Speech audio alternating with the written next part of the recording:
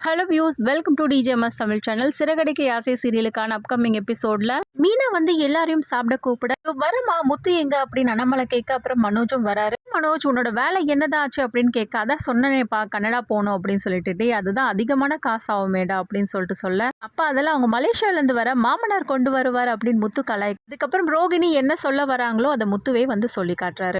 எல்லாம் சாப்பிட்றதுக்காக டைனிங் ஹாலுக்கு போக, எங்கம்மா விஜய் எங்க அப்படின்னு அண்ணாமலை கேட்க, மாமா நான் போய் சாப்பிட கூப்பிட்டேன், அத்தை வரமாட்டேன்னு சொல்லிட்டாங்க அப்படின்னு மீனா சொல்ல வராங்க. எனக்கு சாப்பாடு வேண்டாம் அப்படின்னு சொல்லிட்டு உடனே முத்து வந்து கலாய்க்கிறாரு. எதிர் வீட்டில் அக்கா ஒரு 2 வயசு பையனை வச்சுட்டு இருக்காரு, அவன் எப்படி அடம் பிடிக்கிறானோ அதே மாதிரி தான்ப்பா அம்மா அடம் பிடிக்கிறாங்க, சரி விடுங்கப்பா அம்மா சாப்பிடும்போது சாப்பிடுவாங்க அப்படின்னு சொல்ல, அது எப்படிடா விட முடியும் அப்படின்னு திரும்பவும் கூப்பிடுறாரு. வராம எனக்கு சாப்பாடு வேண்டாம், என் பிள்ளை விட்டுட்டு என்னால் சாப்பிடாமலாம் இருக்க முடியாது, அவனை பிரிஞ்சு நான் இருந்ததே இல்லை அப்படின்னு சொல்ல உடனே முத்து ஓடி போகும்போது எப்படி 1 மாசம் பிரிஞ்சு தானே இருந்தீங்க அப்படின்னு கேள்வி கேட்க, பாருங்க இவ எப்படிலாம் பேசுறான், எல்லாம் இவளால தான், அவ சாவி கொடுக்க இவன் ஆடுறான் அப்படின்னு சொல்லிட்டு கேட்க, எந்த சாவி கொடுக்கணும்னு அவசியம் இல்லாது அப்படின்னு மீனா கோவப்பட்டு பேச, சாப்பாடு வேணாங்க அப்படின்னு சொல்லிட்டு ரொம்பவே ஸ்ட்ரிக்டா சொல்லிட்டு விஜயா போக, இன்னொரு பக்கம் ரோகிணி மத்த சாப்பிடாம நானும் சாப்பிட மாட்டேன், உங்களுக்கு மட்டும் என்ன சாப்பாடுன்னு சொல்லிட்டு மனோஜும் கூட இழுத்துட்டு போறாங்க. ஏன் சாப்பிடாம எனக்கும் சாப்பாடு வேணாம் அப்படின்னு அண்ணாமலை சொல்ல, அப்பா நீங்க மாத்திரை போடணும் சாப்பிடுங்கப்பா அப்படின்னு முத்து சொல்றதை கேட்டும் அமைதியா உட்காந்துட்டு இருக்காரு. பிள்ளை பிரிஞ்சிருந்தா அவனோட வலி எப்படி இருக்குன்னு இன்னொரு தாய்க்கு தான் தெரியும் அப்படின்னு சொல்லிட்டு ரோகிணியும் சொல்ல, இப்ப என்ன அம்மாவை சாப்பிட வைக்கணும் அவ்வளவுதானே அப்படின்னு சொல்லிட்டு முத்து சொல்ல, அதுக்கப்புறம் நான் போய் ரவியை கூப்பிட்டுட்டு வந்த விஷயத்தையும் சொல்றாரு.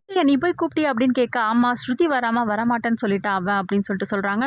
பிள்ளைக்கு வீடு இருந்து எங்கெங்கயோ உட்காந்துட்டு இருக்கானே அப்படின்னு சொல்லிட்டு வருத்தப்பட்டு விஜய பேச போயிட்டு வர அப்படின்னு முத்து கிளம்ப, இந்த பக்கம் ஸ்ருதி வந்து டப்பிங் பேசிட்டு முடிக்க, அதுக்கப்புறம் ரவி வந்து கொண்டு வந்திருக்காரு. எடுத்துட்டு வந்த லஞ்சை ஸ்ருதிக்கு பரிமாற, இப்போ வீட்டுக்கு ஒரு ஸ்ருதி அப்பா அம்மா ரொம்பவே கஷ்டப்படுறாங்க அப்படின்னு சொல்ல, அப்பா அம்மா மட்டும் தானே உங்க அண்ணெல்லாம் கிடையாது அப்படின்னு சொல்லிட்டு கேட்க, யார் சொன்னா, அவனும் வந்து என்னை கூப்பிட்டுட்டு போனா அப்படின்னு சொல்லிட்டு இந்த பக்கம் ரவி சொல்ல, மீனாவும் நேத்து வந்து என்னை பார்த்து பேசிட்டு போனாங்க, மீனா பேசின எல்லா விஷயத்தையும் வந்து ரவி கிட்ட ஷேர் பண்றாங்க. நீ வீட்டுல இல்லையா வெளியில தான் இருக்கியா அப்படின்னு சொல்லிட்டு கேட்க, நான் எங்க ரெஸ்டாரண்ட்ல தான் தங்கி இருக்கேன், நீ வந்தாதான் நான் வீட்டுக்கு போவேன் அப்படின்னு சொல்றதை கேட்டு ரொம்பவே சந்தோஷப்படுறாங்க ஸ்ருதி. அப்புறம் ரவிக்கும் நீயும் சாப்பிட்டு இருக்க மாட்டேன் அப்படின்னு சொல்லிட்டு ஒரு பிளேட்ல வந்து ஷேர் பண்ணி 2 பேரும் சாப்பிட்றாங்க. இந்த பக்கம் வீட்டுக்கு வந்த முத்து பக்கெட் பிரியாணி வாங்கிட்டு வராரு எல்லாருக்காகவும். இதெல்லாம் எடு அப்படின்னு சொல்லிட்டு கேட்க, ஏங்க நான் கஷ்டப்பட்டு இவ்வளவு செஞ்சு வச்சு இப்போ என்ன இதெல்லாம் வேஸ்டா தானங்க போகும் அப்படின்னு சொல்லிட்டு சொல்ல, ஏன் வேஸ்டா போக போகுது, அதை நைட்ல பாத்துக்கலாம், இப்போ பிரியாணி எல்லாரும் சாப்பிடலாம்னு சொல்லிட்டு என்ன பண்றாரு, வாழை இலை எல்லாத்தையும் வந்து டேபிள் மேல விரிக்கிறாரு. போட்டுட்டு சாப்பாடு அப்புறம் தொக்கு சிக்கன் ஃப்ரை எல்லாத்தையும் வந்து பரிமாறுறாரு.